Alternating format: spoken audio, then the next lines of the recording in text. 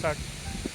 परत एकदा महाराष्ट्र एकीकरण समितीच्या चळवळीत काम करत असताना कर्नाटक सरकारच्या दडपशाहीला सामोरे जाऊन नुकतंच तुरुंगातून बाहेर पडलो आहे.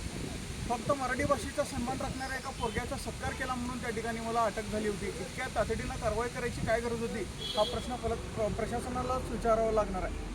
आम्ही या चळवळीत काम करत असताना अशा कारवाया होत राहतील याची मानसिक तयारी ठेवूनच एक कठीण समजूनच आम्ही काम करतोय आणि भविष्यातही करत राहू. आम्ही कधी कायद्याची चौकट ओलांडलेली नव्हती, ओलांडणार नाही, पण कायद्याची मर्यादा राखून मराठीसाठी आमच्या चळवळीसाठी सतत कार्यरत राहू.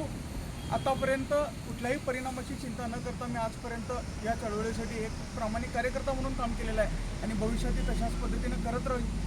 मराठी भाषिकांनी त्या ठिकाणी आपण वेगवेगळ्या पद्धतीनं अन्याय अत्याचार होत असताना आता कोणाची बाजू धरून राहावं हे खऱ्या अर्थाने विचार करावा आणि या चळवळीला बळकटी देण्यासाठी आणि मराठी भाषा पुसली जात असताना आपल्या मराठी भाषेचं संरक्षण करण्यासाठी जी मराठी भाषा शिवाजी महाराजांनी त्या ठिकाणी ज्या भाषेचा शब्दकोश तयार केला शिवरायांची भाषा जपण्यासाठी आपण एकत्रित होऊन काम करूया एवढंच विनंतीने आवाहन करतो. धन्यवाद. जय हिंद, जय महाराष्ट्र.